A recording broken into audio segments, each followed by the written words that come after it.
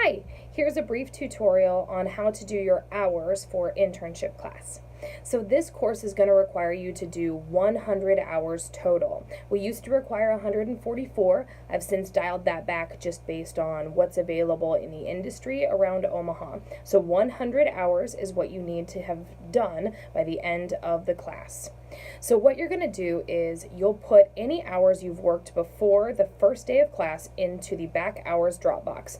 They can be as old as they need to be as long as they were worked during your time at Iowa Western. So it can't be from high school, it needs to be from college, but it can be a year ago, a year and a half ago, whatever that looks like for your back hours.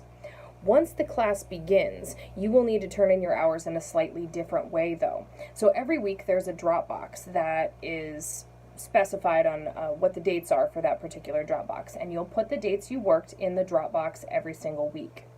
So you will have to use this form. It is on Rock. This is your weekly timesheet form, and you will be able to download that, print it off, and use that form. It needs to be filled out completely, and it needs to be signed by a supervisor. So if you don't have a supervisor signature, I will not accept those hours. So make sure that you get it signed by a supervisor, and those are always due Saturdays at 11:59 p.m. The Dropbox closes at midnight.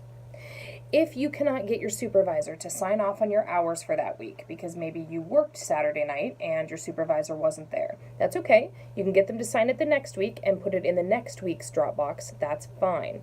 As long as the hours are not more than 2 weeks old in a Dropbox, I will still accept them.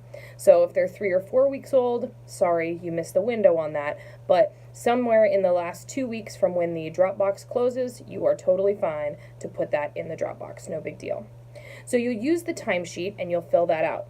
Now, if you're a person who you don't usually see your site supervisor when you're at work, and you would prefer to upload pay stubs instead of getting your supervisor's signature, that's fine. You do still have to fill out the timesheet though that I provide you so you can talk about your key learning. But if you have a verified pay stub, you don't need the signature piece. So again, the options are the timesheet with the supervisor's signature at the bottom, or a pay stub with the timesheet, no signature required. So those are your two options to turn in hours.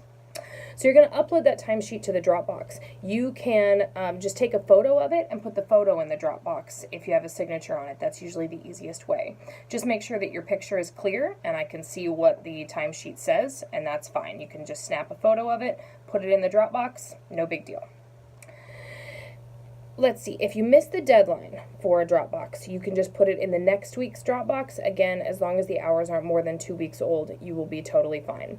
And I track your hours project on the progress, on the front page of the Rock site. So when you log into the Rock site where it says attendance and all of those things on the front page, it will also say hour totals, and I will update those every time you turn in hours in a Dropbox. So you'll always know where you stand in your progress to get to that 100 hours. I hope that helps. If you have any questions, please let me know. Thanks.